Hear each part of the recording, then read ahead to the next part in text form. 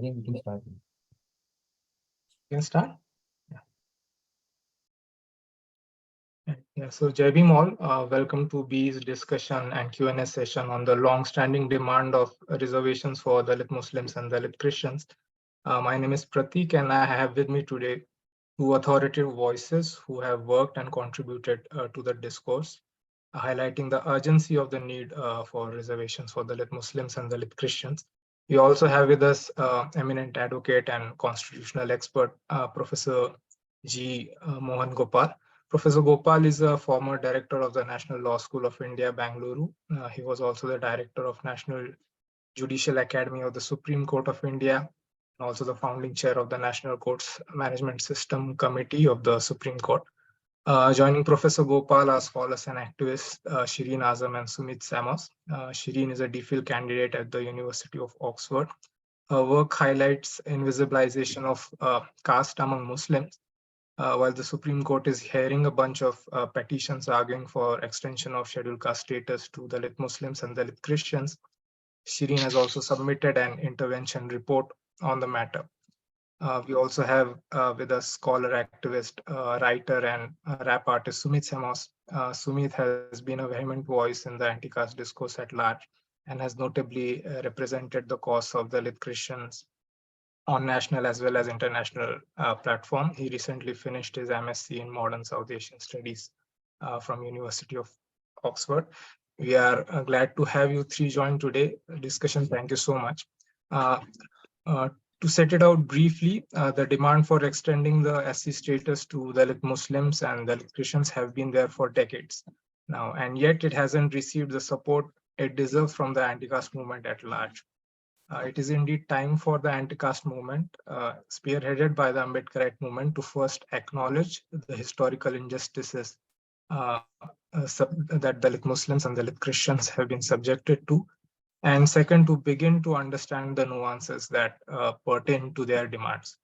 Right. So the recent Supreme Court hearings on the question of scheduled caste status for Dalit Muslims and Dalit Christians attracted a lot of attention, but unfortunately, in some spaces, it also generated indignation among a certain section of existing groups of scheduled caste.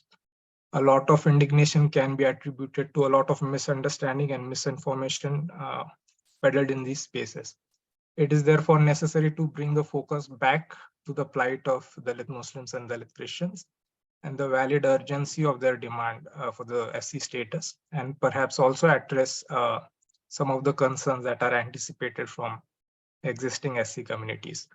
So we will try to cover as many aspects of the impeding issue as possible, right from the historical untouchability, oppression, and discrimination faced by these communities, their enumeration and exclusion from the caste census in the 1936 scheduled caste list, in the 1950 SC order, to the architecture of reservation in India in general, the importance of Article 341, and in the context of Mandal Commission, the Rangnath Mishra Commission, and the current updates from the bunch of petitions, starting from Ghazi Saduddin versus State of Maharashtra and other attack petitions, and the possible outcomes and its implications for the society at large.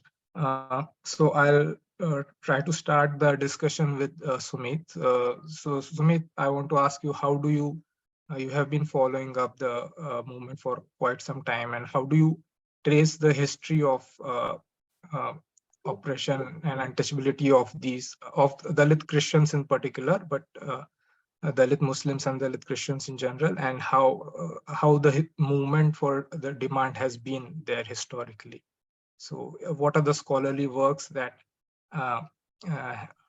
what do they say on it, and how have other progressive movements receiving these demands? So I think you can start with that. Yeah, I think it's a very broad it's a very broad question, because India is so diverse, and even Dalit communities are so diverse, from Punjab to Tamil Nadu to Kerala.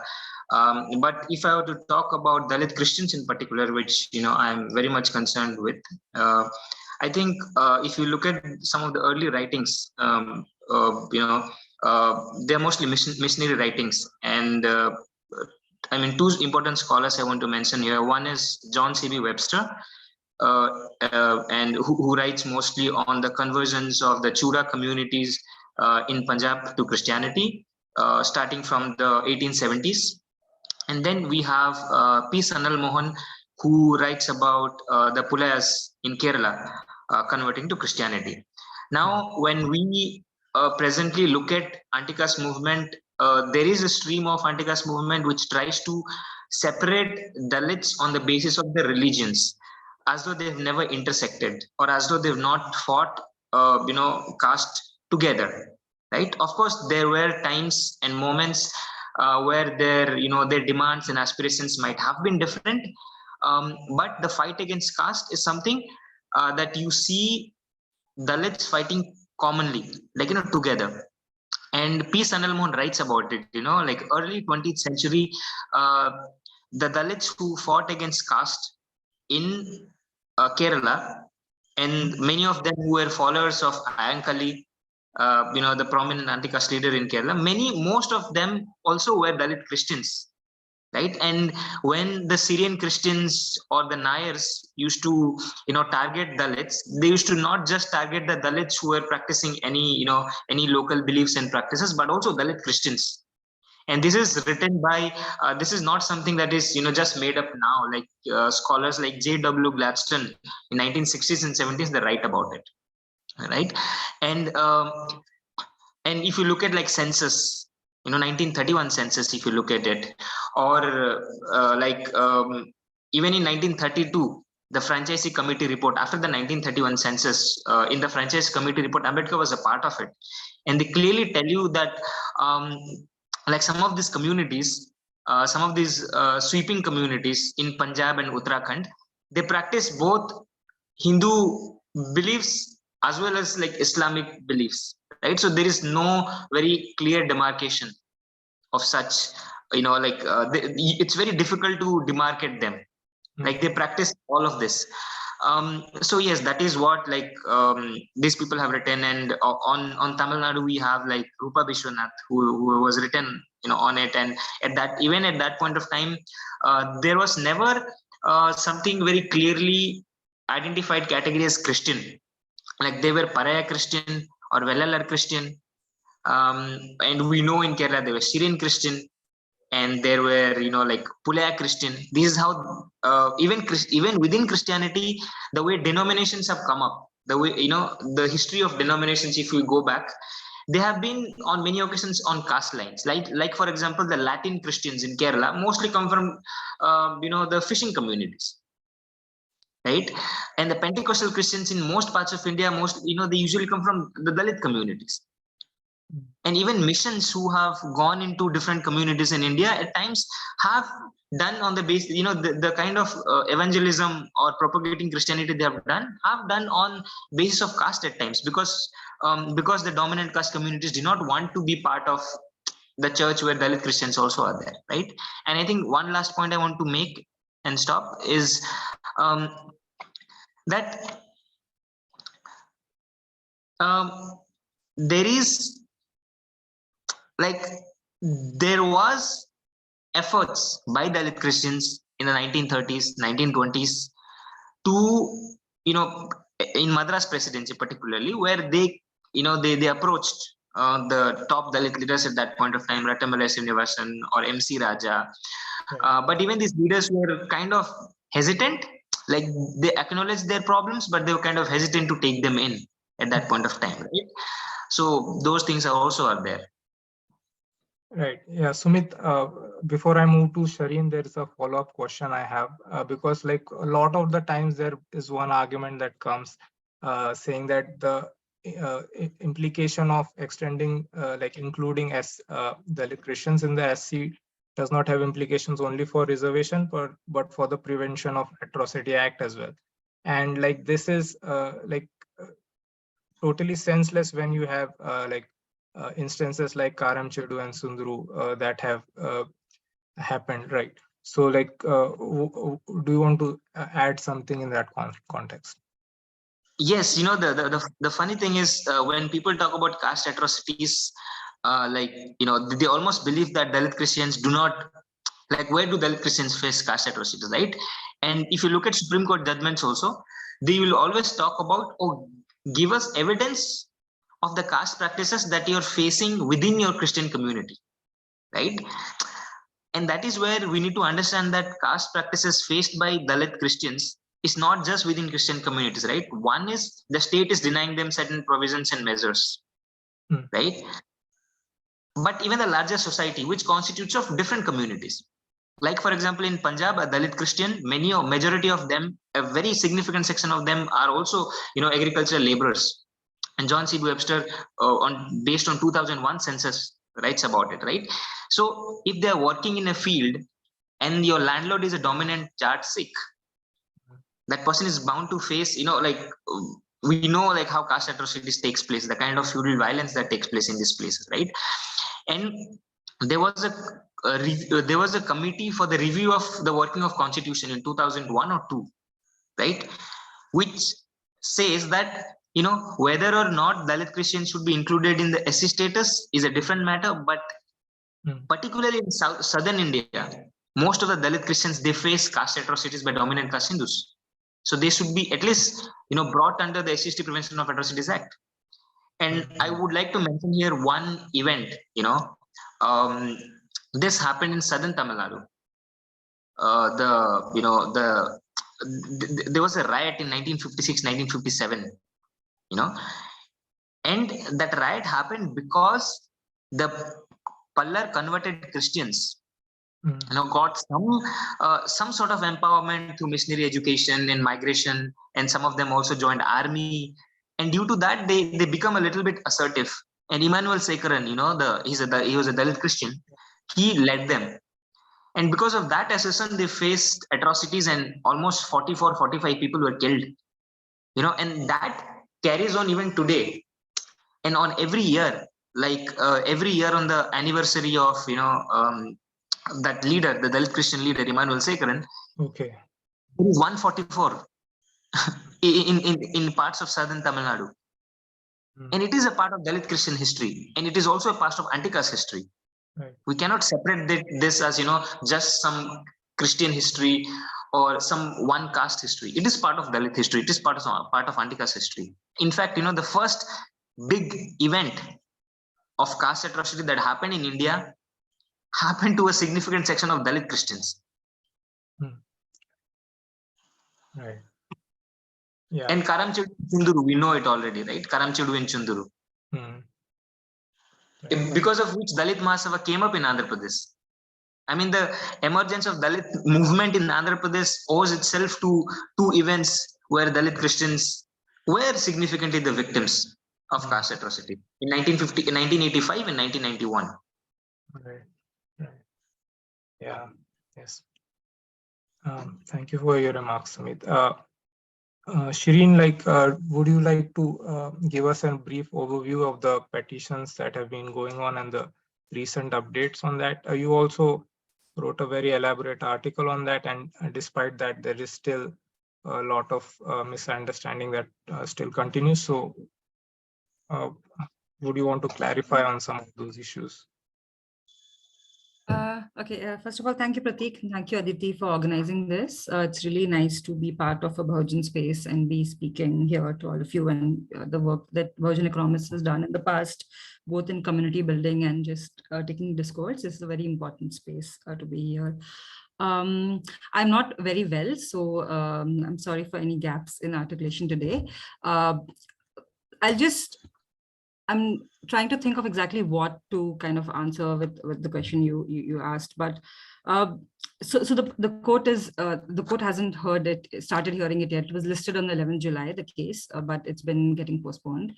That's all I can say about it right now. I wrote a paper, an article in EPW on 8 sort of frequently asked questions about Dalit Muslims and Dalit Christians getting scheduled caste status. I focused mostly on Dalit Muslims because that's the area I'm more familiar with in terms of work. Although I agree with everything Sumit says, he puts it more beautifully than anyone can. the backlash sort of, which has been, and I've been saying it every time I get a chance to speak, the backlash has been from very restricted sections of activists, and one has to take that into account. One also has to take into account the intersecting politics that they are part of, which makes them easy to say this. So in terms of issues with Dalit Muslims, they're very clear anti-Muslim kind of sentiments that come up. So when this happens, I just take a step back and notice it, and you don't have to like kind of rush to respond to other things at all, because the anti-Muslim sentiment kind of overrides everything. For example, one of the comments that have been going around by a couple of people who are very vehemently arguing about this, I'll take their names, Dilip Mandal and Arvind Kumar. They had some sort of a video where they say that actually Dalit Muslims want to get into the scheduled caste status, not because of education or because of real life, of needs of any sort of rosy roti, but because they want to get into the parliament, because through reserve constituencies they'll be able to get into the parliament. And they say this as some sort of a gotcha truth, right? As if this is supposed to like end the argument, reveal something. So if the representation of a community is your argument of fear mongering, then I'm not going to respond to that. Like if your fear is that, if your argument is that Dalit Muslims and Dalit Christians will get into the parliament and thus full stop and is equal to fear, then I do not need to respond to it from an Ambedkarite anti-caste any sort of sense at all. It is your anti-Muslim and anti-Christian hatred and belief that they do not deserve any representation in India at all. That's driving this. So those kind of responses, kind of, it's good to separate it before kind of giving them credit. There is some interesting things which have to be considered. Of course, one very important thing is the question of how exactly will it work. Should the category of scheduled caste be expanded? And since scheduled caste category, unlike the OBC category, is a sort of a population specific category, right? It's exactly commensurate to the population, then it can be very easily expanded. So that's fairly a simple kind of answer to that.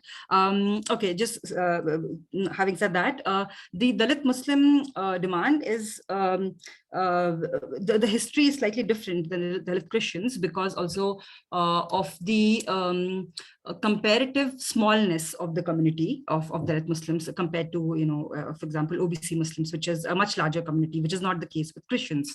And the way they are segregated in the country is very different. The southern India is not where the most of the population is, and the population divide is very different. And from the earliest, and Sumit mentioned colonial records, it is impossible to read any colonial record and not constantly run into the mention of sanitation communities which are Christian and Muslim.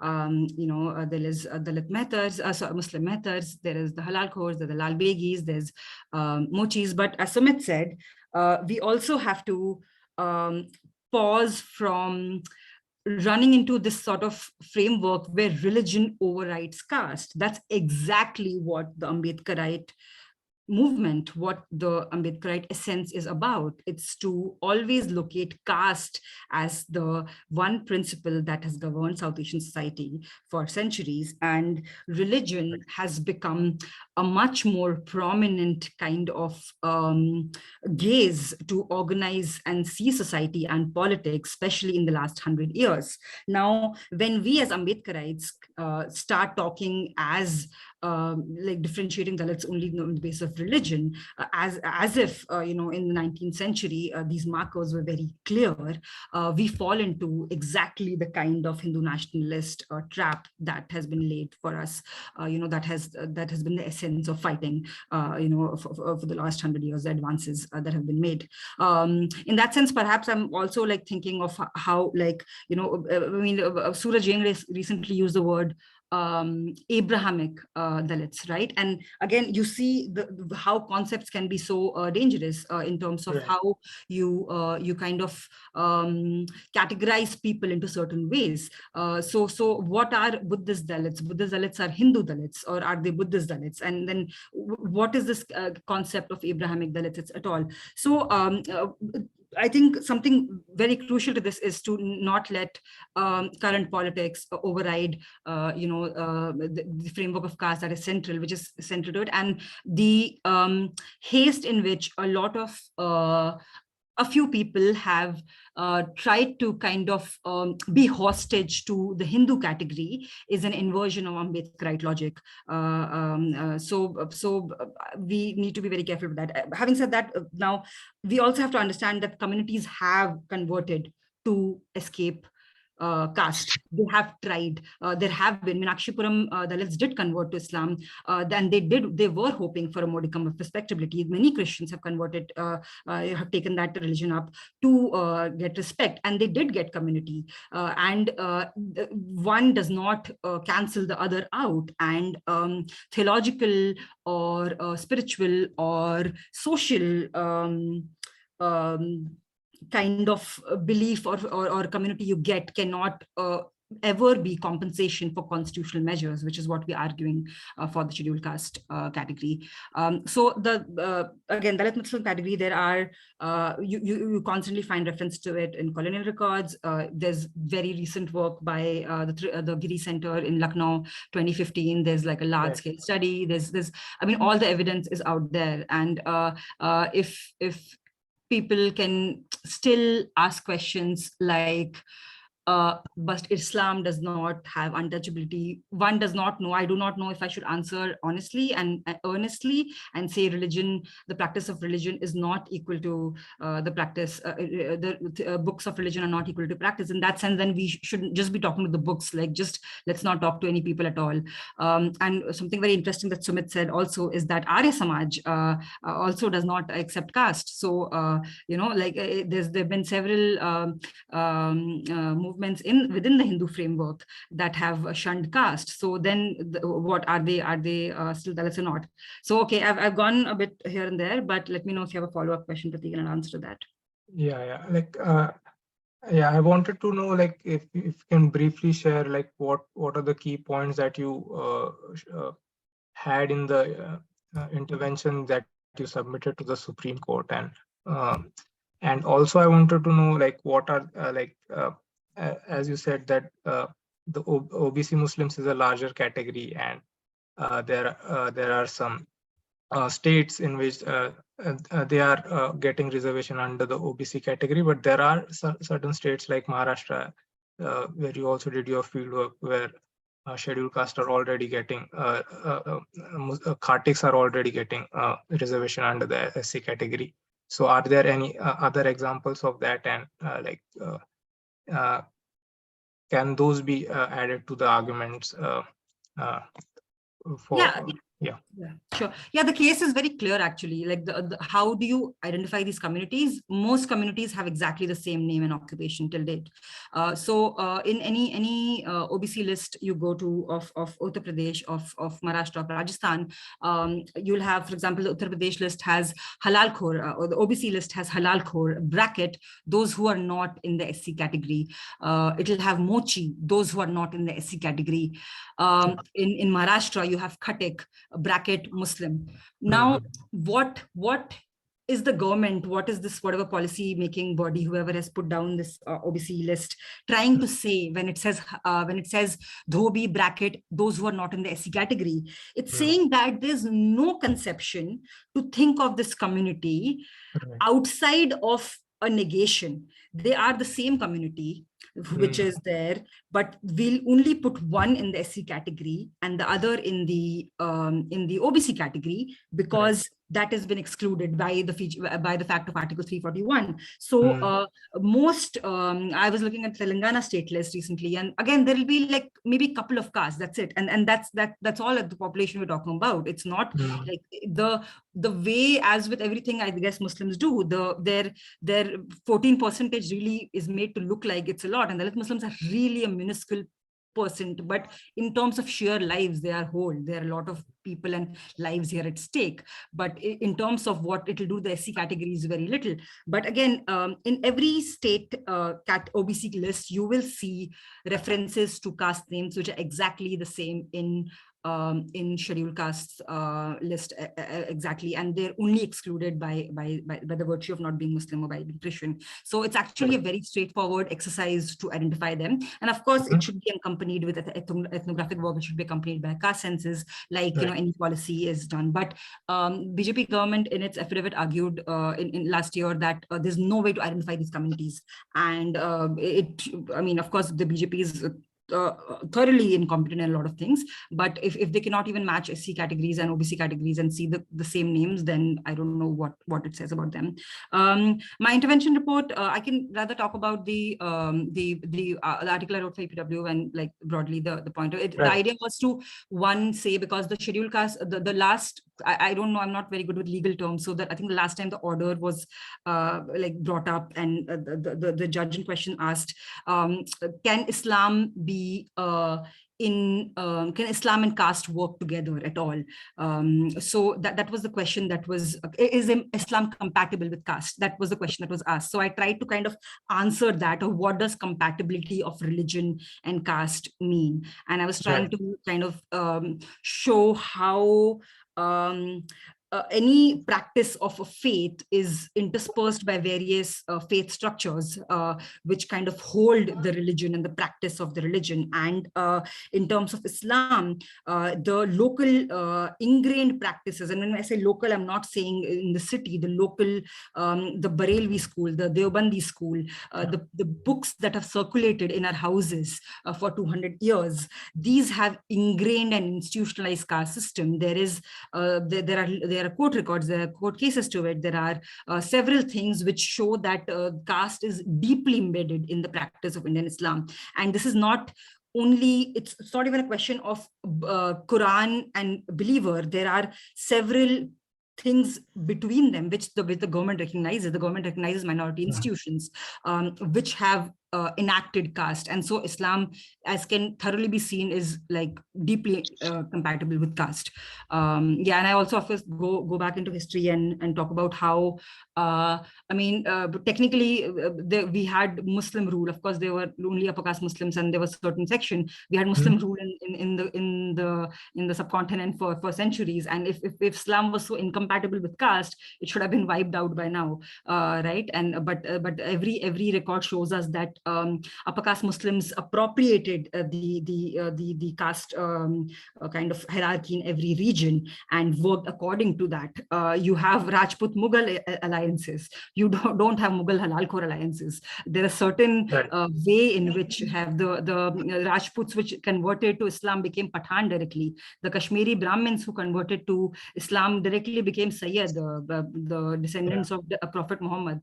You know, so till date, if any you see a lot of these BJP Muslim politicians are converting, and the Rizvi directly becomes Tyagi. So they directly go from Brahmin to Prophet Muhammad, like that. So we've had a rich history of intermeshing of Islam, Christianity, and Hindu kind of theology, and caste has been the basis of it. I'll pause with this. If there's anything specific, we can talk later. Thank you. Right. Yeah. Before I move to Professor Gopal Mohan, I want to also ask the participants that they can put their questions in the chat box, and we can then take it up. Professor Gopal, like I want to particularly ask you about how the reservation system has changed completely after the EWS judgment. And so I want to ask you very plainly that have we done away with the 50% ceiling? And if so, do we practically have the scope for extending the SC quota to include Dalit Muslims and Dalit Christians? And what are the legal challenges that are facing them? Yeah. Thank you for having me on this very important topic. Let me answer your question, which is not on this topic. It is no, we still have the 50% limit, which actually originated in Dr. Ambedkar's intervention in the Constituent Assembly, where he said that Article 16.1, which is equality of opportunity for public employment, is very important. It was because of the struggle of the depressed classes that equality and liberty clauses entered the Constitution. It was the first charter in the history of the subcontinent to ever give rights to equality and liberty to common people. So Dr. Ambedkar was very, very aware that 16.1 was our achievement. We brought 16.1 into the Constitution of the right to equality of public employment, and we have to protect it. At the same time, we need, and we can come back to that, we need representation of all communities. So he said 50% should be kept open. And the Supreme Court for many years has picked that up and said that 50% must remain open. That is unlikely to change, but it is not unchangeable. Justice Chinnappa Reddy, who was a Christian, but very distinguished judge of the Supreme Court, a Marxist, proclaimed himself as a Marxist. He wrote in his book, The Constitution and the Court, Summits and the Shallows, that he believes that the 50% limit is unconstitutional. It was only a sort of policy statement. He didn't say that. I'm saying that Dr. Ambedkar expressed a policy statement, not a rigid constitutional limit. And even the 50% limit introduced by Indira Sawhney provides for exceptions in cases of extreme marginalization. So there is a limit. There is right now in the basic structure, it's not considered a part of basic structure of the Constitution. It's in Indira Sawhney, which did not make it part of the basic structure. So it can be, there is room for expanding within, but how it will be done will have to be carefully reviewed. And there's a 9-judge bench in Indira Sawhney that said it should not exceed 50%. So there'll have to be a larger bench that approves that, which is quite unlikely. But I think that's really an issue that we'll have to face, or later, rather than at this point of time. And if there's adequate political pressure, I think there is a section of a strong section of Hindu scheduled caste leaders who believe that recognizing the true strength of the scheduled caste in the country, regardless of their religious affiliation, will actually strengthen all scheduled castes, and say that, look, we must have representation. And even within the 50%, the question is what should be the relative share of the scheduled caste as against the others, because there has been a lot of infiltration of the Dvija caste into the OBC category. There are Brahmins, there are Kshatriyas, there are Vaishyas in the OBC category. So we need to rationalize that category. So even within the 50%, there is actually room for rationalization, removing the Savarna categories from the OBC category, because that was never intended. And so there's a lot of scope for that. That should not be a barrier for recognition of the rights of all members of scheduled caste communities to be considered scheduled caste. But that's on the question you raised. That's not on the main. Right. Yeah. So you can also add your comments on the main topic. Like your over. Well, firstly, let me say that my association with the main topic is that I've been asked by lawyers representing 2 parties. One is a National Council of Dalit Christians, and the other is Shireen here, the lawyer representing Shireen, to argue their case in the Supreme Court on their behalf. I've agreed to do so. I do all this pro bono, without charging for fees or expenses. And so I'm happy to do that. I also argued the EWS case, so I'm very deeply involved in these social justice issues. So this is my sort of, I want to put it on the table. I'm going to be arguing for a Muslim party and a Christian party, supporting the demand that they must be given scheduled caste status. Now, I'd like to say couple of things. Maybe we start with since we heard the social background, we start with the with the legal, the essence of the legal issues, and then we loop back into the social aspects. Now it's Indian time 8:45. So when would you like to? How much shall I speak for 10 minutes or 15 minutes or something? Will you have enough time? Yeah, I think 15 minutes is also fine. Okay. Yeah. Right. So in terms of where the legal situation is right now, there is a batch of cases in the Supreme Court, some of which originated in High Court, some of which originated in the Supreme Court. But the main petition is a petition that was actually filed in 2004, right? That is 19 years ago, roughly, by the Center for Public Interest Litigation and and Advocate Franklin, who is the president or the founder of this, the main mover behind the National Council of Dalit Christians. So this has been languishing. This matter has been languishing in the Supreme Court for over 2 decades without resolution. Now, before that, there is a 1985 judgment in a case called Susai versus Union of India, which is a very important judgment because it sets a legal standard. It says to establish that para 3 of the Constitution's Scheduled Caste Order 1950, which is the one that says that you have to embrace either Jainism or Sikhism, or Hinduism. Otherwise, any religion other than Hinduism, Jainism, or Buddhism, you will not be, or Sikhism, you will not be entitled to be scheduled caste. Paragraph 3, in order to establish, now I'm reading from a couple of lines from the judgment, that paragraph 3 of the Constitution, Scheduled Caste Order 1950, discriminates against Christian members of the enumerated castes, also Muslims, but at that point they focused on Christians. It must be shown that they suffer from a comparable depth of social and economic disabilities, number 1. Number 2, that they suffer from cultural and educational backwardness. And number 3, they suffer from similar levels of degradation within the Christian community. Within the Christian community, necessitating intervention of the state under provisions of the Constitution. Okay. Now, this is a 3-judge bench judgment. We now have a 3-judge bench judgment. So unless we have a larger bench, we will not be able to, to overcome this decision of 1985 in Susai. The 3 standards must be satisfied.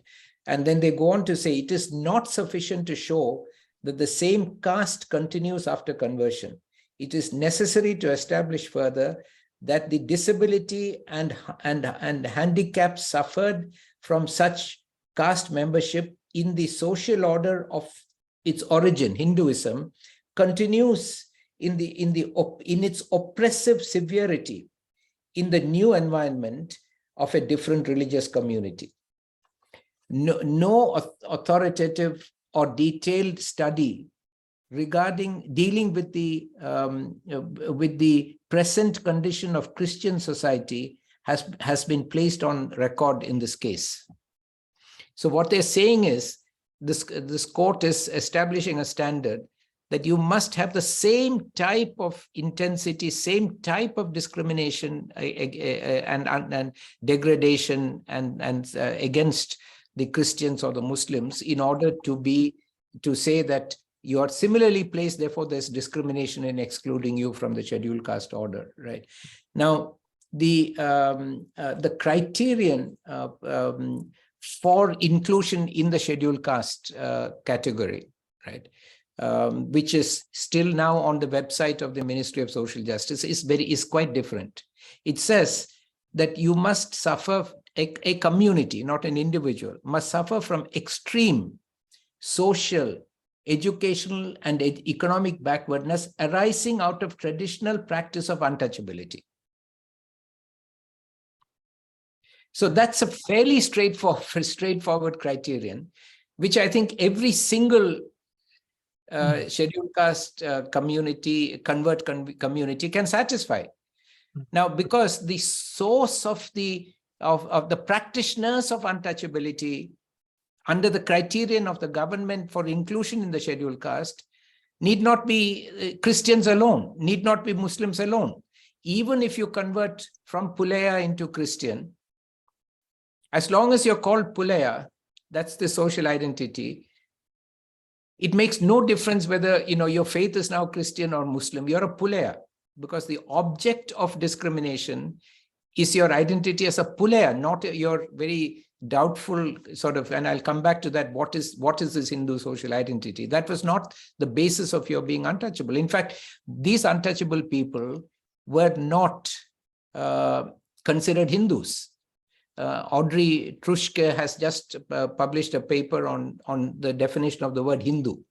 Nothing surprising there, but it has quite a detailed an analysis of the history of the word. And she has a footnote there citing an unpublished work which points out that that in a particular example in the north of India, that the Hindus refuse to call untouchables Hindus, even as early as the 18th century. So untouchability was never directed against a Hindu, because Hindu was upper caste. Untouchability was directed only against Pulaya, Paraya, and these various specific communities, the jatis, not the varna, the jatis, right? And these jatis pre-exist. They're very ancient. You take Pulaya and Paraya.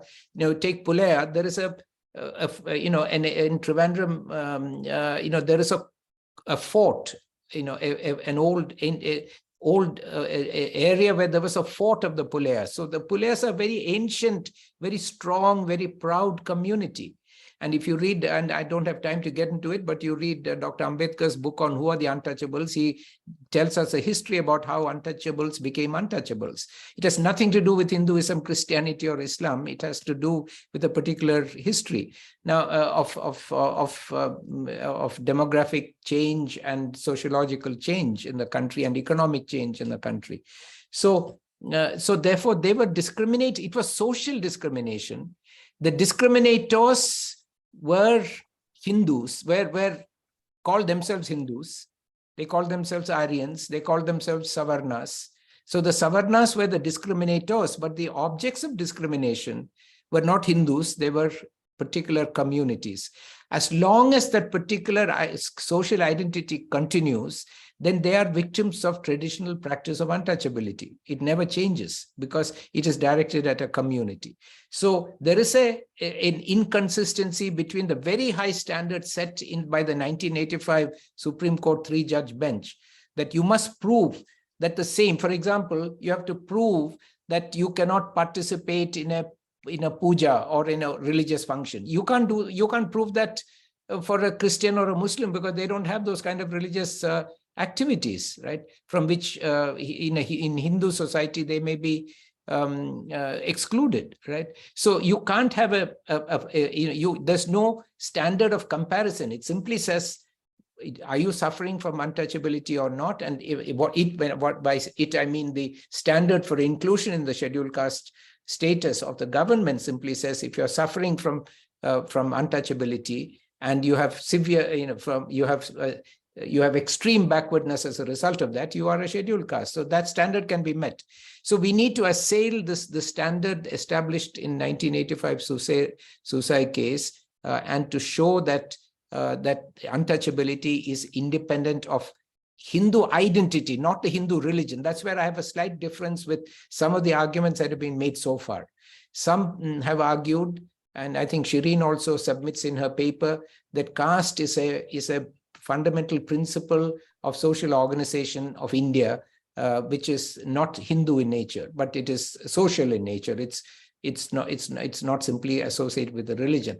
But I think, frankly, that's a very complex question, because untouchability was actually practiced by those who call themselves Hindus, not against those who call themselves Hindus, but by those who call themselves Hindus. And that may have also has resulted in severe social marginalization and social exclusion, such that the victims of those communities who are not Hindus, who are explicitly not called Hindus, were similarly treated by people of other religions, or continue to be treated by those who converted out of upper caste into another religion because that was their tradition. So once you became marginalized, then you became subject of exploitation and weak and marginalized, and they continue to exploit them. But certainly, I think there is a link between the Chaturvarnya system and so the difficulties we are using the word caste. We have to distinguish between Varna and Jati. Jati is a sub, according to Gurye, it's a subset of Varna. So Varna and Jati are both characteristics of people of Savarnas. No one else has either Varna or Jati. They just have Samudaya. They just have community identity, social identity, which is neither Jati nor Varna.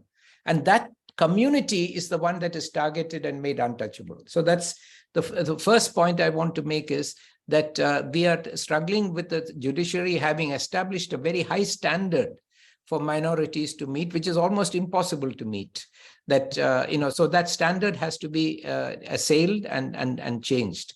And that has not happened in the last 19 years. This was 1985, 2004, the current batch of cases, the history began. It's still continuing, but we are hoping to raise this before the court and make an argument saying that we should use the standard established by the government as a matter of policy, and not the standard established by a court, because there is, there's no legal basis for that standard. The second point I want to make is that in order to meet the standard, the arguments being made by the Christian and Muslim converts is to say that untouchability is really not part of Hinduism. And we suffer from untouchability because it's actually part of all religions. That's, I think, an argument that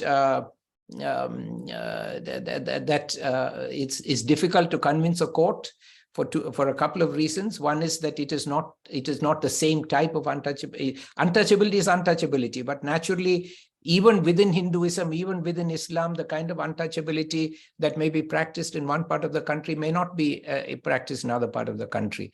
And also, it raises a big issue about what is the meaning of untouchability. I found that theoretically, it is very, very poorly researched and poorly theorized what exactly is untouchability. But in another case, challenging a rule in Kerala that only Nambudiri Brahmins can be priests of a temple, I argued on untouchability before the court that it's a type of untouchability to exclude anyone other than Brahmins. And in that argument, I borrowed what I think is the most succinct and powerful definition of untouchability that I could find from Dr. Babasaheb Ambedkar. He said untouchability is social nausea. Is social nausea. Now, that social nausea is felt by all kinds of elites, regardless of their religion. That's true. But it is induced by this Chaturvarnya system. That's the source of that social nausea. It is where it emanates from. And Purusha Sukta and certain beliefs that are embedded in Chaturvarnya, which have been embraced by people who are hierarchical, homo hierarchicus. So everyone has hierarchy, and so they embrace it. But we need to explain to the court much better, much more clearly what exactly is untouchability and why is untouchability continuing to be a problem. As I said, one is because of the community, and second point I'm making is that we have to convince them that, look, this untouchability is experienced by all sections of society. It is a type of social nausea. We have to theorize and explain to the court what is untouchability. But still, if we do all that, even if we do all that, I don't think it's going to be easy to convince a court that the untouchability that is referred to in Article 17 It's the only word in the Constitution that is put in quotation marks, untouchability. So they clearly referred to a particular type of untouchability, and that was associated with the Hindu religion. And so it's deeply embedded in the legal mind that we are talking about Hindu untouchability. Unless you experience the same thing in other religions, we cannot let you have it. And that, as I said, is a standard we cannot meet. So what do we do? How do we go forward? And how do we overcome also some of the other arguments that are being countered against it? So there I am trying to develop an argument that actually we can look at this whole thing in a very different way.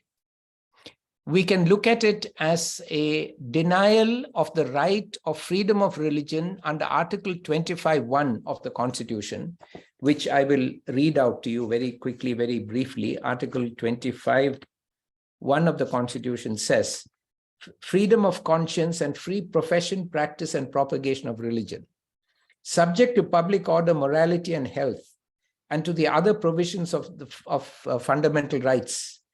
All persons are equally entitled to freedom of conscience and the right freely to profess, practice, and propagate religion.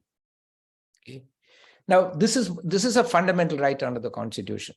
Now, what this paragraph 3 does is, it takes away, it constrains the exercise of this right by Hindu untouchables. By telling Hindu untouchables that if you profess any religion other than Buddhism, Sikhism, or Jainism, such as Islam or Christianity, we are going to take away scheduled caste status from you. Now, what is the scheduled caste status? The scheduled caste status is, in my view, a protective constitutional shield to protect against one of the most inhuman, barbarian, systems of oppression that the human mind has been able to devise. Not only untouchability, but unseeability in Kerala, right? So to remedy this system, which originates in Chaturvarnya and Purusha Sukta, a set of beliefs of the Aryan people, right? To remedy that, a protective shield has been created. Article 17 is one of the only provisions in any constitution in the world, to my knowledge, I may be wrong, that creates a crime in the Constitution. Crimes are usually created by criminal law. Article 17 says, and we should read it together very briefly, untouchability in quotation marks is abolished, and its practice in any form is forbidden. The enforcement of any disability arising out of untouchability, doesn't say only to Hindus, only against Hindus. The enforcement of any disability arising out of untouchability shall be an offense punishable in accordance with law. Right? Now, to implement this, we have the Protection of Civil Rights Act, some parts of which apply to everyone, but some who suffers from untouchability, which is all scheduled caste, because I said at the beginning that those who suffer are backward, those who suffer from untouchability are scheduled caste, basically. That's a history right from 1936, when scheduled castes were brought into the 1935 Act of the, pursuant to the 1935 Government of India Act. So so the Protection of Civil Rights Act, the prevention of atrocities against prevention of atrocities, scheduled castes and scheduled tribes act, these are all part of a protective shield. That protective shield is necessary to protect their life and their property and their well-being, right? Because they're under attack because of the membership in a community. So you're telling Hindu untouchables that if you embrace Islam and Christianity, we are going to withdraw the shield from you. But you're knowing that your community suffers from untouchability, we have put your community in the list of scheduled castes. Like Pulea is in the list of scheduled castes. So we know that members of scheduled castes suffer from untouchability. So basically we are saying you are now an untouchable without the protection of the law. You're an unprotected untouchable once you convert. Because even after conversion, they are identified in many cases as members of backward classes in the name of their original community. Pulaya convert or Paraya convert and so on, right? And so therefore you maintain that social identity, which you know attracts untouchability, and you're withdrawing the shield. So this is a very serious constraint on the right to freedom of religion of Hindu untouchables. They should have the freedom to embrace Islam or Christianity, if that is as a matter of conscience and matter of faith, without having a constraint or a cost or a penalty imposed on them for exercising that right. So I want to try to argue that, look, this is a violation of Article 25. It is also a violation of Article 17, because by withdrawing this protective shield, you are actually violating Article 17 by permitting untouchability to be practiced, continue to be practiced against certain individuals, simply because they change their faith, although their social identity remains the same. So you're permitting continued untouchability, you're taking away the right to religion. And so we don't need to go to the question of what is the state of untouchability inside the Christian or Muslim community. It's not necessary. We can say that every Hindu untouchable scheduled caste member should have the freedom to convert under Article 25 without a penalty being imposed on them. And every single person who is converted is paying a price because some ancestor of theirs who was a Hindu untouchable exercised that freedom even before it existed, but exercised that fundamental human right of freedom of faith and expression, and is being punished for it by having this protective legal shield withdrawn from them. Right. So this is another way of looking at it, to get around the question of having to prove that untouchability is secular and not part of any religion and therefore equally applies, which is a very complex argument that frankly a court has no legal basis to make that determination. It's a sociological, anthropological argument. It's not a legal argument. And so a court will say, well, we don't know. We can't take a decision on that. We need a legal criterion to decide, right? And that legal criterion has been laid out in 85. You give us proof that within your communities, that exactly the same type of oppression occurs, then we'll say, okay, there's discrimination. Article 14 is the legal standard. But now, we are trying to bring in Article 25 and Article 17 and make a new argument there. And I think that is the argument, I think, which the last part is, if we do this, and if we succeed, and if we remove the penalty imposed on Hindu untouchables for conversion, and they're free to convert without losing their scheduled caste status, what will be the consequence? The Hindu elites will become much more attentive to the needs of the scheduled castes, because there is a real fear that they will convert, because they can convert without losing their scheduled caste status. Right now, they've been locked in a kind of prison. You are scheduled caste here. We will do something for you, but if you convert out into these other religions, then we are going to withdraw the scheduled caste status from you. So that's a disincentive, right?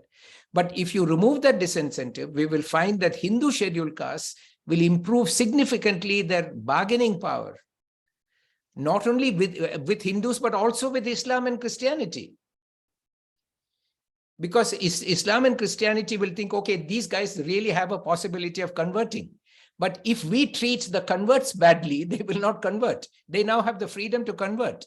But we are treating the Christian converts badly, the Muslim converts badly.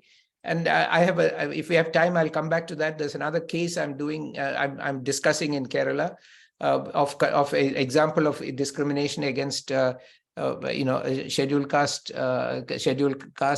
converts within the Muslim community in Kerala. So they will say, look, we better stop this, because this is what is now deterring conversion. So all around, if we remove this distortion, the welfare of the scheduled castes all around will improve. Lastly, when the true number of the scheduled caste community is recognized, we can make stronger claims for representation, because the whole fundamental fight here is against representative democracy. to deny representation not only to minorities, but also to avarnas and scheduled castes and so on and so forth. So we'll all be better off if this distortion is removed. Last point, there's no historical basis for this. I saw an article written by someone saying that it was never religion neutral in 1936. Now, this is a completely, this is an argument that does not understand what was going on. What was going on in 1935-36 was the question of allocation of seats for different groups in the legislature, right? And it was in that context that the whole question of separate electorates, separate constituencies emerged. And when that emerged, initially the depressed classes did not have it till Dr. Ambedkar demanded it in the Roundtable Conference, but Indian Christians and Muslims and Sikhs and so on had it. But when the scheduled caste category was introduced in the 1936 order after the Roundtable Conference, then the question was that, look, you'll have representation both as Indian Christians, because Indian Christians had an allocation of seats for representation, right? And you will also have it as scheduled castes. So they said, okay, scheduled castes can be covered under Indian Christians because Indian Christians cannot be European. So almost all the Indian Christians, with a very few exceptions, like Syrian Christians in Kerala, were really Dalits or part of the depressed classes. So depressed classes have seats and the Indian Christians have seats. So in order to avoid double counting, they basically said, okay, we will not give it to Indian Christians. But the lists of communities included in the 1936 order includes halal courts. He includes other communities which are, they don't say, they have not been excluded as Muslims. They include other communities which are substantially or partly Muslim in nature. So what happened after 1950 is that after the Pune Pact, the question of communal or separate electorates was withdrawn. So nobody had a separate electorate. And therefore, the depressed classes the converts did not have a separate electorate either as Christians or as Muslims anymore. Right? So they're only separate, and they had no separate electorate, but they had reservation. But they had reservation only as scheduled castes. So you suddenly took away the separate electorates, and you are now denying them representation and as a membership in the scheduled caste and reservation. So you took both away from them. It was not religion neutral only for the purposes of separately allocating seats to every religion and every social group and depressed classes. But once you decided not to have that and to have joint electorates, that whole thing went out of the window. And now you have to say there are reserved seats for scheduled castes. So now you have to come back and recognize these people as scheduled castes all over again, because they're not recognized as Indian Christians anymore. Right. So this aspect of the history has also not been clearly understood. It needs to be explained. There's a lot of misspeak. There is, it is not a question of what the theology is of Abrahamic religions versus a theology of Hinduism. We know that a particular type of social system emerged in India when there was no other religion here. Emerged in India, that was, to use Baba Saheb's words, a system based on graded inequality. We know that what is going on now is an attempt to maintain that structure, Chaturvarnya structure. Then that is why, that is the main concern, that we cannot have the risk of leakage of members of the Hindu community out, because we want to maintain the Hindu society without altering the Chaturvarnya structure, getting rid of Jati but not Varna, accommodating everyone into the Shudra category at the bottom, maintaining the hierarchy and making us all Shudras. So therefore, they do not want to alter the Chaturvarnya structure. They want to make that the basis of Hindu Rashtra, and they don't want to lose the population. That's the real reason why they're not agreeing to give scheduled caste status to Christians and Muslims, as a contemporary reason. But I think we should make out the real issue here. The real issue is that Hindu untouchables are being denied their freedom of religion and they are being, and the Article 17 prohibition of untouchability is being violated against Hindu untouchables if they convert into Christianity or Islam, and there are two huge negative two sets of huge negative consequences for Hindu untouchables in the past or today, which is what we have to attack and ensure that Hindu untouchables are the right to convert into another religion is protected. Let me stop here. I've taken more than my time, but I wanted to make these points.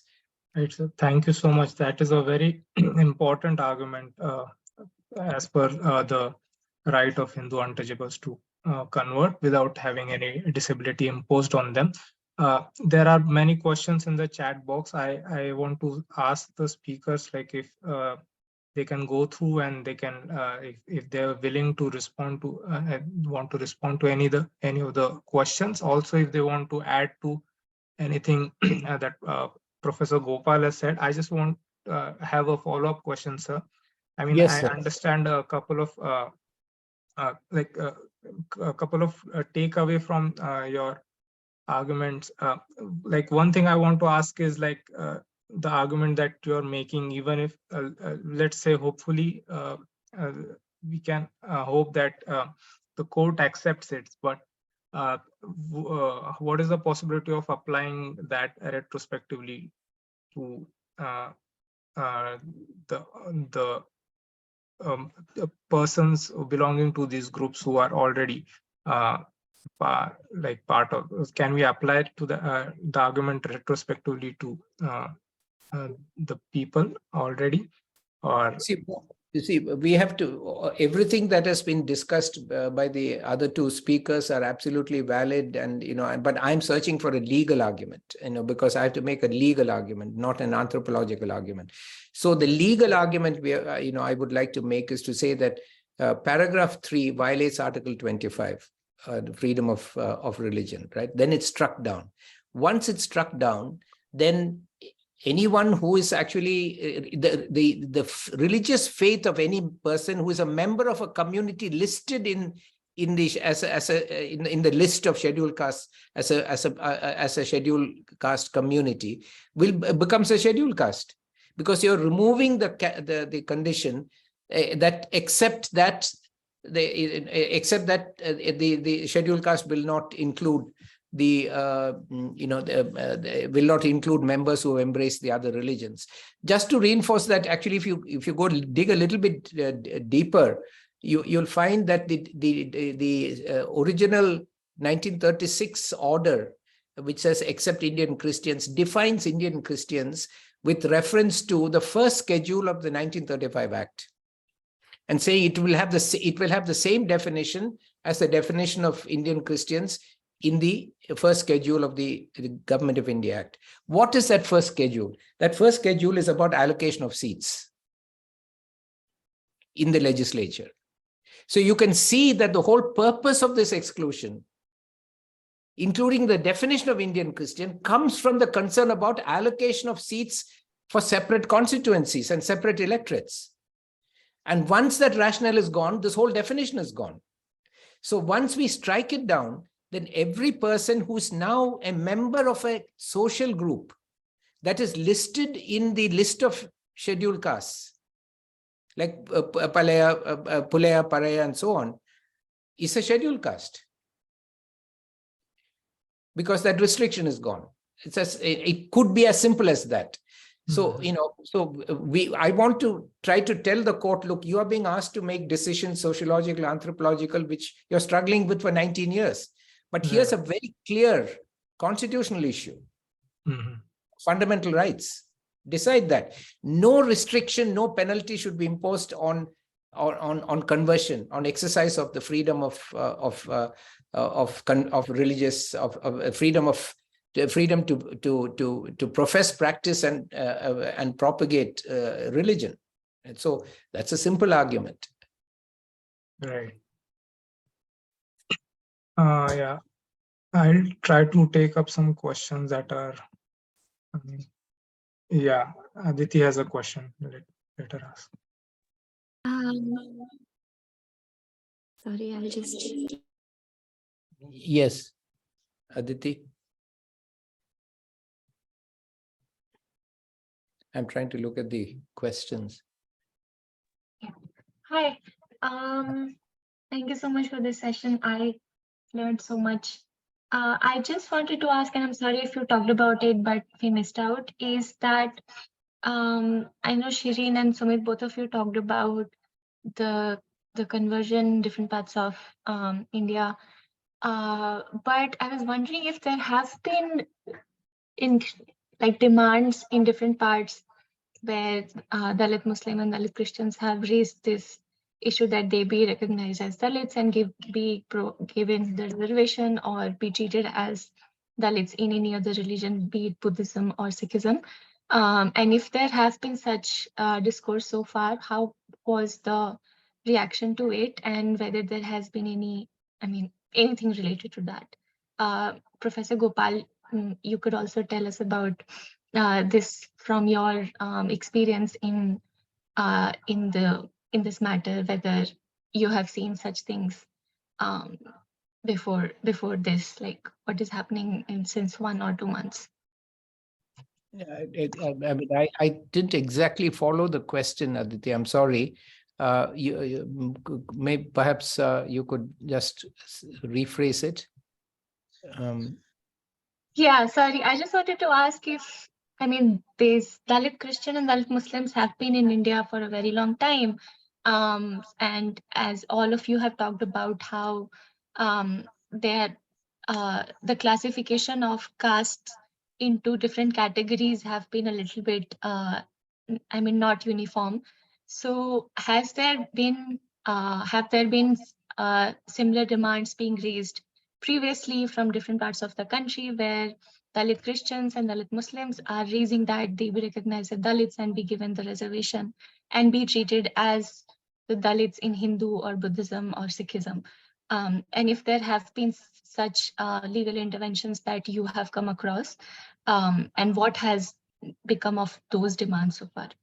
Is that clear? Yes, I think the short answer is that it has been a long-standing demand of the convert communities, because as I said, we should not look at it as a set of benefits to become members of parliament and so on and so forth. It's a protective shield that society has put, a piece of civil rights legislation to protect the civil rights of people who are subject to this inhuman discrimination, right?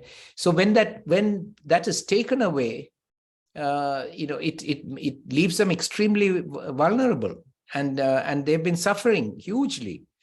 And on top of that, their marginalization leads to continuing discrimination against them by everyone in society, because it doesn't matter what your religion is. The moment you hear you belong to X community, there is a certain attitude that is engineered in your mind by society. So yeah, there's been consistent demand that if there is now the protective shield has expanded. Before independence, a protective shield was simply representation, the right to separate constituency, to elect your own leader and have separate representation, which Gandhiji sort of opposed, and so on and so forth. But thanks to Dr. Ambedkar and Article 17 and a lot of the work that he did, the protective shield grew larger, over the years, and it included not only protection of Civil Rights Act and the Atrocities Act, but also a lot of welfare measures. So the Susai case actually comes from a very sad fact situation, that the government was giving a bunk, like a small place to sit, to cobblers in Tamil Nadu, in Madras, in Chennai, who are working on the streets, so that they need not sit on the whole day on the hot pavement and so on, a small bunk for them to sit and work. And this was a scheme that I think the then government brought forward as a welfare measure. But that circular clearly said this shall not be given to cobblers who are sitting on the street and working only because they're members of untouchable communities, who are Christians or Muslims. And this was challenged by these. The Susai was a poor cobbler sitting on the street, and people bringing their dirty shoes to him to clean only because he belongs to a marginalized community, an untouchable community. The fact that he could be a cobbler has not changed. His conversion didn't suddenly make him CEO of Microsoft, you know. And yet this was denied, and that denial was upheld by the court in 1985. And on this basis, that Susai has to prove that he suffers exactly the same kind of deprivation as he did before his conversion within Christian society. Now, which sociologist or anthropologist can even undertake such a task of proving, you know, comparing discrimination and proving this is precisely the same kind of discrimination? Whereas the legal standard is, if you are suffering from backwardness, extreme backwardness, as a result of the practice of untouchability, then you are scheduled caste. That's the modern day standard. So yeah, so it's been, I think, see, Dr. Ambedkar pointed out that India will be an oligarchy after the British leave. We had the British, we had the Muslim former rulers, and we had the Hindu upper caste. We had three powerful groups in the country. After independence, Dr. Ambedkar may not even have anticipated this in 1930 when he warned about the oligarchy. But both these other powerful groups left the country. The British were thrown out. The Muslim rulers left, voluntarily created their own country. So after independence, we have only one powerful group in the country. That's an oligarchy. Basically, 4 communities rule India. And there is no other community which has the power to challenge this oligarchy. And they want to keep it that way. And they are not allowing any competition or any threat to come to. So we are really fighting an oligarchy. Now, to fight this oligarchy, Dr. Ambedkar in 1930 said that the depressed classes of this country want not only a responsible government, which is an elected government, but we also want a representative government, where in the executive, the judiciary, and the legislature, in the legislature, all depressed classes, in the executive and the judiciary, all communities shall have due and adequate representation. That's what became 16.4. So I argued before the Supreme Court, reservation is not an end in itself. We don't care about reservation. We want representation for all communities. Reservation is a tool. If we get a better tool, we'll throw reservation into the Arabian Sea. I said those exact words to the Supreme Court. But we want representation. And that has been denied to us. It is still a very strong oligarchy of all power being held by just 4 castes, 4 communities, 4 set of castes, upper castes, right? And if you take the Supreme Court, I won't get into the statistics, but you take any of the top organizations of the country, these 4 castes control it. So they don't want any, and they have power because of the population of the lower castes, and including the Dalits, who between tribes and Dalits are 1/4 of the country, you know. So if there is a potential threat of leakage of their conversion and reduction of numbers, they won't be able to maintain this oligarchy. And to maintain their power, they have to maintain Chaturvarnya. Now, we have to present them an argument, a legal argument, that this is not about the quality of Abrahamic, and they're arguing Abrahamic religions are egalitarian religions, and once you go there, there is no, you know, ironically, they're arguing that Hinduism is not an egalitarian religion, others are. So if you convert to that, then you can't come here, which is a silly argument, because they were not discriminated against, as I said, as Hindus. And this is not a question of discrimination against Muslims or Christians. It's a question of stripping Hindu untouchables of their right to convert. Thank you. So I just have a really silly follow-up question, but suppose I am a Hindu Dalit right now and I convert to Christianity, but say after 5 years I want to come back to Hinduism. What would be my caste, or would I get any reservation or not? You will effortlessly. I don't want to name him. There's a very, very senior judge in the retired judge in the Supreme Court who's supposed to have had his parents' family was had converted. They came back and they fit right back because they don't lose their community identity. See, the OBC, some OBCs have converted. They have lost their community, lower caste community identity over several generations. They made a conscious effort to shed it, right? But especially scheduled caste, those who have suffered from untouchability, simply not allowed to shed their social identity. Not allowed to shed their social identity. It is mandatory because they say, look, we don't care about your caste or religion. This is your social identity because we want you to remain there. You are serving multiple functions of doing these menial jobs and providing us basically free slave-like labor, right? So their identity, they can easily slip back in. In fact, there's a lot of incentive and there are a lot of people who are actually resuming the Hindu identity, even while continuing to maintain their faith in Christianity or Islam. But they are saying we are Hindus and it's like illicit practice of religion.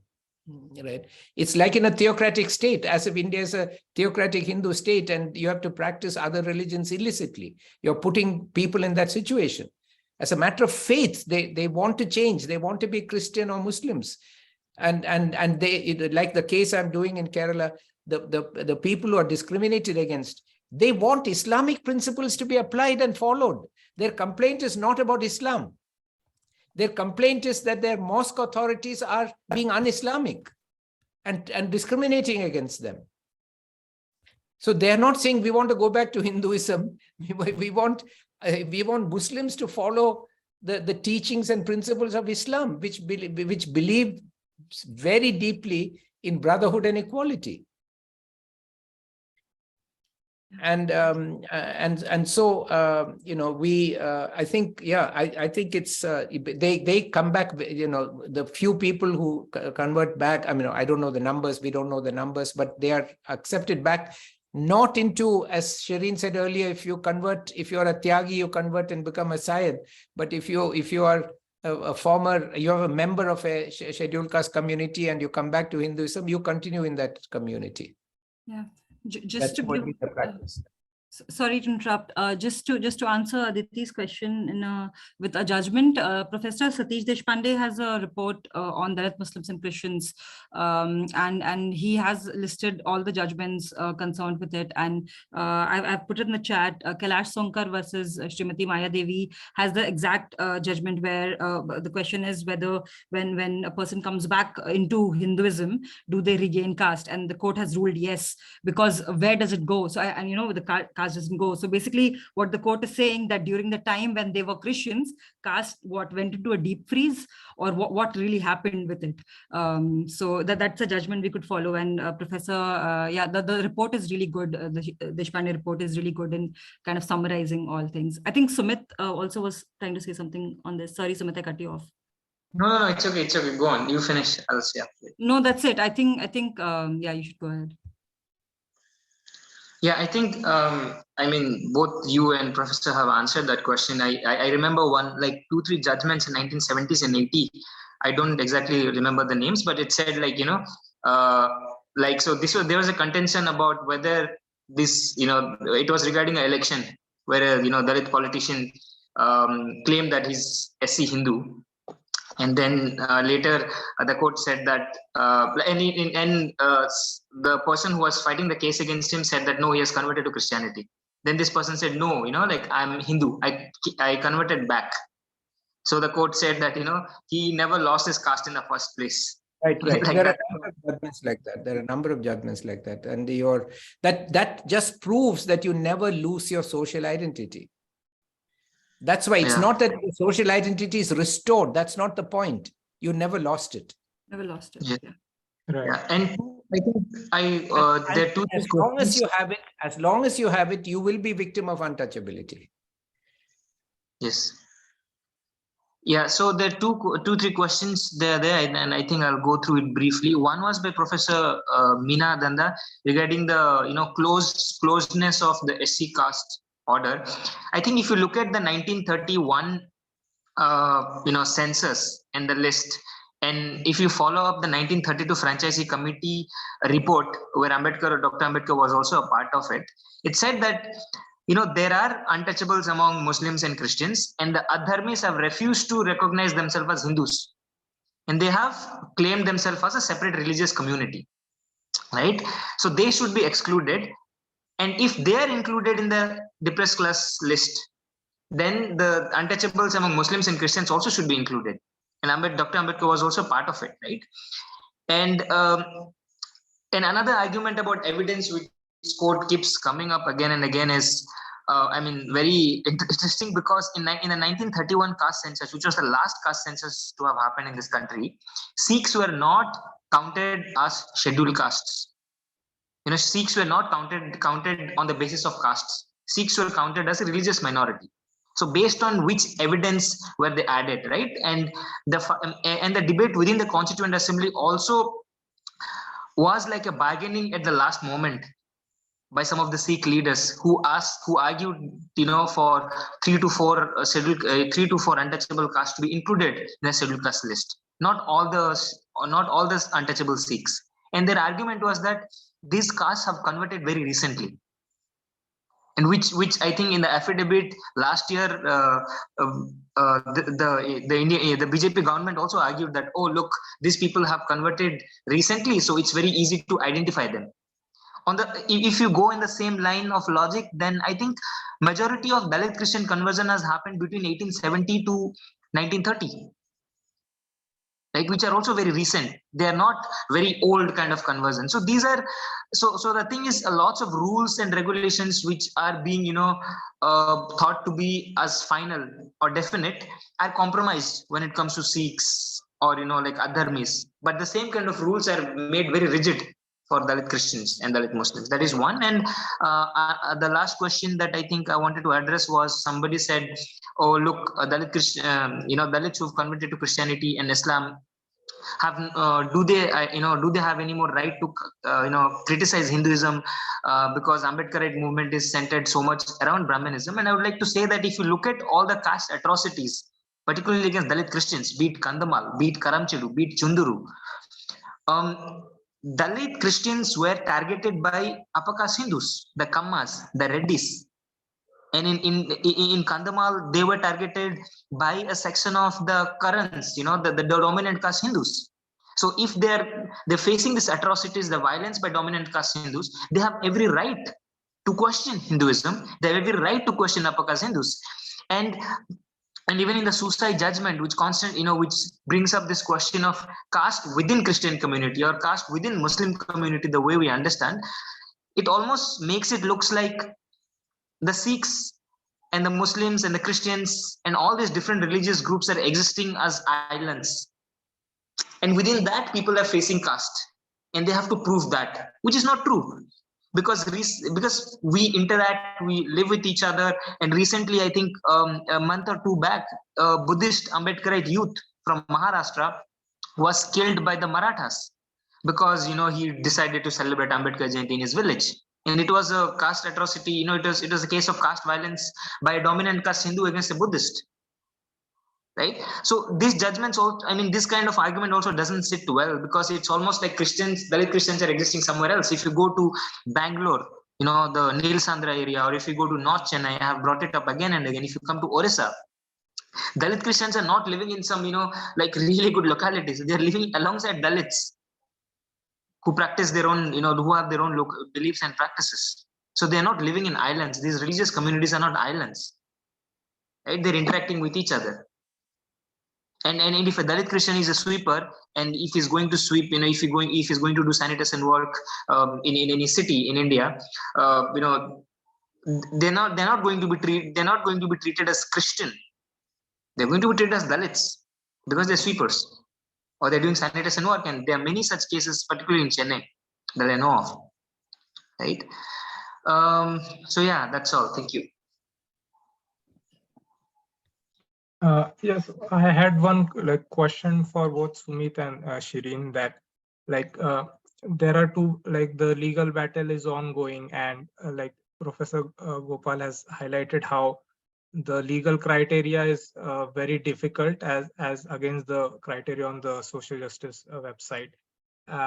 So like, while we hope that the legal battle comes up with some positive outcomes, I want to know that, are there any like long-term political mobilizations also going side by side for I mean, I understand that how insane it is under the current regime, but all the major Ambedkarite political parties have supported the demand for inclusion of Dalit Muslim and Dalit Christian.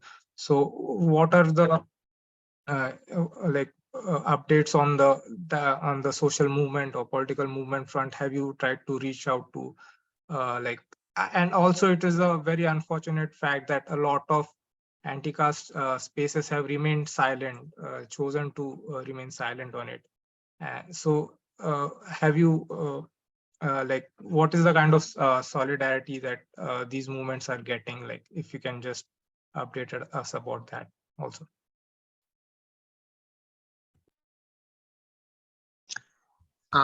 Okay, so Shirin, I'll just finish it short. Sumit, I was actually saying, why don't you talk about the political kind of things happening for Dalit Christians, because there's a lot more happening. Yeah. Okay. So I think we need to also understand, where Dalit Christian movement is strong. Dalit Christian movement is very strong in southern India, particularly in Tamil Nadu, right? And due to the way Hinduism is practiced in North India, and the way Muslims and Christians are like the outsiders, the foreigners and invaders kind of debate that happens within North India, also reflects somewhere within the Ambedkarite movement within North India, in UP, if you look at it, right? For them, it's almost like arguing the halal khors are some Mughal invaders. Like, that's how ridiculous at times it sounds. But if you go to South India, Dalit Christian movement and Dalit movement have existed. Ambedkar movement has coexisted so well. Like VCK, is a very strong supporter of Dalit Christians. And in fact, like the early days of Tirumavalavan in 1990s, he was a frequent visitor of the Tamil Nadu Theological Seminary, where so many Dalit Christians were part of. Even I think on August 10, 2-3 days, on August 10, there is a big protest in Pondicherry where members of VCK are going to be part of it. So in southern India, in Andhra Pradesh, in Telangana, in Tamil Nadu, there is not so much of animosity within the Dalit movement of like, oh, you people are missionaries, or you people are taking foreign funds. Those kind of argument comes once you cross Andhra Pradesh. When you come to Orissa, when you come to Chhattisgarh, when you come to Madhya Pradesh, Uttar Pradesh, there the idea of Isai is like a very derogatory term. Or even in Punjab, like, oh, these people are converting, these people are having some weird sort of spirituality. That sort of argument comes, or these people are eating beef and all of that, right? Because that does not happen within southern India. And most of the hostility that I saw online, or the arguments against Dalit Christians, caricaturing them or mocking them, either came from scholars who were from parts of North India, and few even from Maharashtra. And I also feel that they are not closely associated with Dalit Christians, because it also has to do with the concentration of Dalit Christians. Dalit Christians are mostly concentrated in Kerala, Tamil Nadu, Andhra Pradesh, Telangana, right? So there, Dalits within the Ambedkarite movement who don't practice Christianity also have lived closely with Dalit Christians, very closely with Dalit Christians. That's why you also see a lot of Dalit Christian figures, like poets, writers like Bama, Gogu Shamla, and then Madhuri Nagesh Babu. A lot of these people, they're not treated as Christian or as separate. They're treated as part of the Dalit movement. And I don't think that has happened in North India. And yes, and that's why I think Shirin also has pointed this out, and I keep saying this, that we should come together based on our shared vulnerabilities, right? If you keep picking up these cultural differences, and what practices we practice and all of that, it keeps going. You cannot, like, not just Dalit Christians and Dalit Muslims, even within whoever, Dalits who are classified as Hindus, you cannot come to a single consensus as to what should your what should your root be. There is this idea of also root, that, oh, we need to go back to past. But what kind of past? There are hundreds of pasts, and they keep running across each other. And so long, if we have that space for plurality, some sort of diversity, and not bring this religion doctrine again and again as a part of debate, as a social movement, I think we can do well. And regarding Professor Meena Danda, yes, I know that you've been a supporter of that Kisan Dalit Muslim. I was mostly referring to a section of Ambedkarites mostly. Yeah. Can I address one of the questions asked by Mr. Arvind Kumar? Yeah, sure, sir. How is the inclusion of Muslim and Christian Dalits going to impact the Dalit or Ambedkarite movement, which is centered around a strong criticism of Brahmanism and Hindu tradition? See, this is, I think, a very important issue. That the more the stronger the argument that untouchability is not part of Hinduism or Brahmanism, right? It's ahistorical. I think that there will be questions about what are the implications of this question will arise, which has just been framed. So how do we make that link? I think with the two very quick parts of that. One is we recognize that, as Narayana Guru said in Kerala about 100 years ago, he publicly said very strongly and very explicitly, he said there is no such religion as a Hindu religion. So he's associated with Renaissance and anti-caste movement and all that, but he's the person who really started in the late 19th century a movement against the Hindu religious identity, denying that there is no Hinduism at all. So for him, he said, you can't convert out of Hinduism or anything because there's no such thing. And he was also against embracing, not against, he was saying, look, you have to first understand there is no such thing as a Hindu religious identity. So then this question becomes, what are we fighting? We are fighting actually a set of socio-religious practices that were brought into this country by people who came from somewhere or lived somewhere in the northwest of India, and they spread out and they encountered dark people, black people, whatever, the rest of the country. And they started to create a hierarchy around themselves. And then there was a transition from nomadic to settled communities, and that created a set of what Dr. Ambedkar calls broken people. And those broken people then became, marginalized, and they were forced to do menial labor. And once they were marginalized and forced to do menial labor, all elites, and then this whole thing was rationalized through Purusha Sukta, through various religious theories, and previous birth, next birth, rebirth, all these religious theories legitimized it much before to the north of India, Christianity or Islam came. It came to Kerala much before all that, but before it came to North India. And then when these other religions came here, they continued to treat those who were marginalized as marginalized. And even if those people embrace their own religion, they continue to be marginalized. So I think we maintain that the real problem we are fighting is Brahmanism. And Brahmanism is not the sort of a secular structure of Indian society. It is a particular design by a group of people to construct a religious justification, a theological justification for social exploitation, right? And then artificially construct a religion. If you read this Audrey Truschke's long article, there's a lot of facts about the evolution of the word Hindu. It's only a biography of the word Hindu, right? And we'll realize that it has a very recent history of being used as a religion.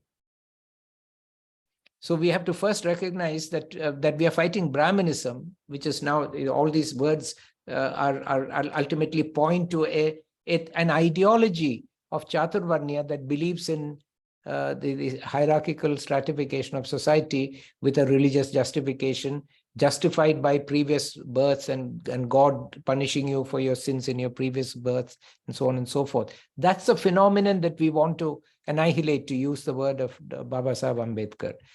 That is not affected by this issue of whether or not those who are the greatest victims of this system should or should not have the freedom to embrace a different theology, which has as its foundation the principle that actually a different story of how God created human beings, and say all human beings are equal, right? So that's up to them. Now you can't mix these two things up. But the fight against this ideology, which according to Narayana Guru is not really a religion, but is providing a religious theological justification for a social system of social exploitation, that must continue to be center, I think, for the the central focus, the annihilation of caste meaning jati and varna, and arising from this justification. I don't think we should mix up these two agendas.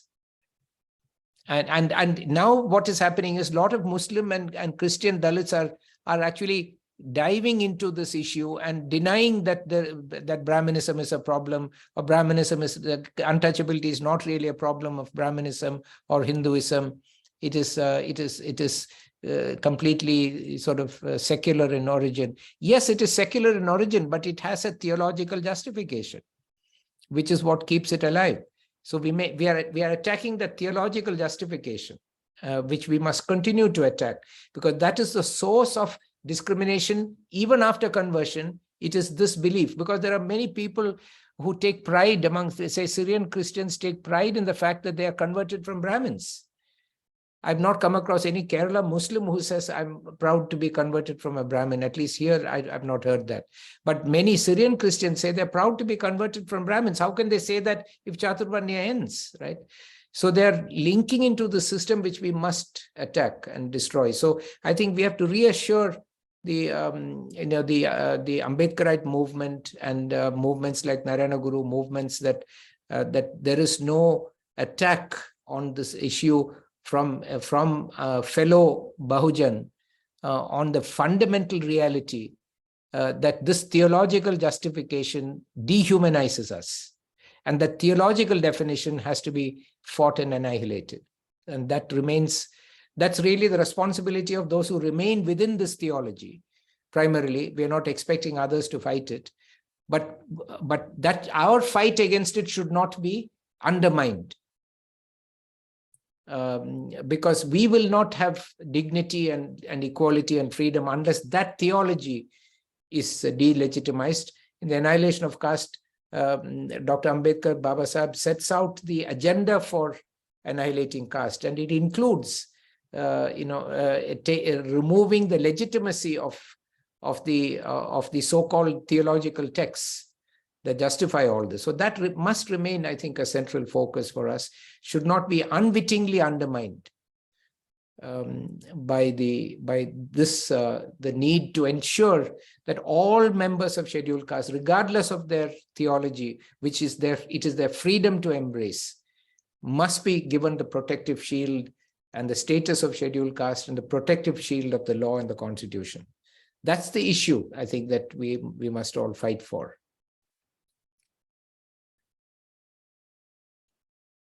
Right, sir. Yeah, I think there's a lot of discussion going on in the chat box also, and I think the discussion will go on beyond this meeting. And but I think for the paucity of time, we have to stop right here. So, like, if any of the speakers want to have any final words, then Sumit, you want to add anything, or? Yeah, you can also address any of the questions if you want, and we'll. I really want Shirin to take the last word, but yeah, I'll just say a few things. I think beyond the sociological and legal arguments, it's also a very crucial juncture for the Ambedkar movement. And I have been also pointing this out, right? We've been talking about caste among Muslims and Christians, the Pasmanda discourse, and the Dalit Christian discourse for a very long time, maybe fragmented in different parts of India, but we've been talking about it. And we've been part of those movements as well. And so to come at this point of time and to get divided on the lines of religion, despite having similar problems and similar questions and similar issues and concerns that we have, would be really sad, right? And this juncture will be remembered in the later times. of how we deal with it. Even though we might not agree completely with each other, at times some people might say, oh, let's have the caste census first, and after the numbers come up, let's decide how and all that. Those kind of deliberations we can have. What I think one thing that really saddens me is the caricaturing at times, right? I saw, and I think I would, and I don't have issue, like I think I can take the name, like people like Dalit Mandal and like Nitin Mesram and all will say, oh, remove secularism from the constitution, or how will a Dalit Muslim argue in the court, and then make mockery out of it in front of like you have millions of followers, or even giving threats, like saying that if these people get reservation, there will be a situation like Manipur, and I don't think that should happen. That is going to isolate and alienate a section of the community. I think we should not do that. I think it's very necessary for Ambedkar movement at this point of time. Thank you. Thank you for organizing this and for giving this opportunity. Thank you, Sumit. Thank you. Shireen, you want to? Sorry, unmute by myself, mistake. I was happy to stop there, but I'll just, I think, just add to Sumit and said that, there's no doubt that there needs to be a lot of discussion. The scheduled caste category is one of the most prized things we have in this country, and any addition, subtraction to it should be debated, and there should be a lot of discussion, except that, as Sumit said, that the way in which a few people have taken it has been very disheartening. I like just seeing a lot of my friends, from these communities feel like they've been invisibilized has been really, really hurtful, just to see even from a distance, even though I do not come from a community who is being invisibilized. And I really hope that the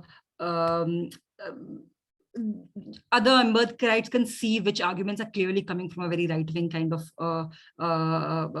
bias, and those we can very promptly discard and then talk about other things, because there's a lot to talk about, and Right. happy to like have discussions, debates, and arguments. But the kind of arguments that not only caricature, demonize communities, which we see constantly, and there are also a section of people who will like talk very differently in different forums. So you'll have an academic article, like we had something of like the one Professor Gopal was saying, that which argued that the constitution, the scheduled caste category was never religious neutral. That was a very sort of seemingly sophisticated argument made by a person who also speaks very freely in right-wing Hindu channels, Hindutva, very dog whistly things about Muslims. So there is you have to also realize that there are many levels of like kind of articulations and games being played on, and we should just kind of segregate the right-wing arguments from everything else, and for everything else there should be very healthy, very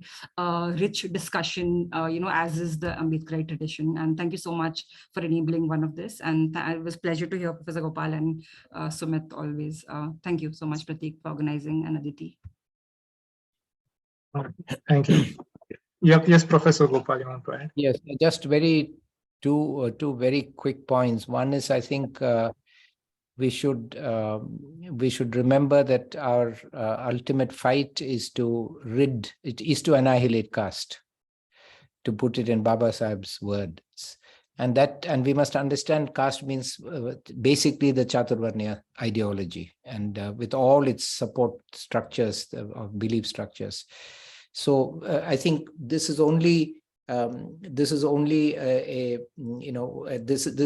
can use this issue to strengthen that fight by increasing the recognition of the number of scheduled castes, the number of victims, regardless of their religion, rather than pretending that the number of scheduled castes are less. Let's bring out the numbers, regardless of their exercise of religious faith, and strengthen and enlarge and empower the scheduled caste community. So that's and give full power to that cause of fighting, of annihilating caste. Point number one. Point number two is that we must say that those who are opposing the recognition of the reality that those who are scheduled caste continue to be scheduled caste regardless of their religious faith, they are actually attacking the freedom of religion of Hindu untouchables and helping to keep them in a veritable prison where they can be treated, continue to be mistreated, because they are denied the opportunity of escaping from that prison, right? So we must understand that they're not attacking they're not just attacking minorities, but they're actually attacking the dignity and the freedom of scheduled caste Hindus. And we must understand that they are the ones who are paying also the converts are paying a price. They are not protected by the shield, but these people are also paying a price in terms of their power and bargaining power being reduced. So I think we need to build a new narrative around this issue. And I think, let's hope that this discussion will help to do that. It's been a pleasure to participate in this and to meet Sumit and to hear again Shireen, and to meet you also, Prateek, and hear you. Thank you. Yeah, thank you so much. Yeah, thank you. I just wanted to, I know Sumit and Shireen, how disheartening, being a part of this movement for a long time and then seeing the things that are being said about our identities and our politics. So I just wanted to acknowledge that and send out my love and support to you all. And I also wanted to take this time to thank everybody at BE, because we have also had our own share of trolling and hate since we decided to take a stand on it. So thank you, Mohit, JP, and Prateek, and everyone at BE who stood strong and helped us organize this session. And to all the people who participated, sorry we couldn't give enough time to direct question and answer, but I think the way our speakers talked about the issue, it actually covered most of the things that we had in mind. But we are looking forward to engaging more on this issue, and please feel free to reach out to us for any kind of support that we can provide. Yeah, thank you so much. Yeah, thank you so much. I mean, it's ultimately it's a sociological question, it's a legal question, but ultimately fundamentally it's a moral question of participating in the self-emancipation of our communities and the building the Bahujan community at large. So thank you to all the speakers and all the participants, and hopefully the things will get better for us in future. Thank you, and Jai Bhim. Thank you. Thank you. Jai Bhim. Jai Bhim. Thank you. Thank you, everyone. Thank you, Jai Bhim.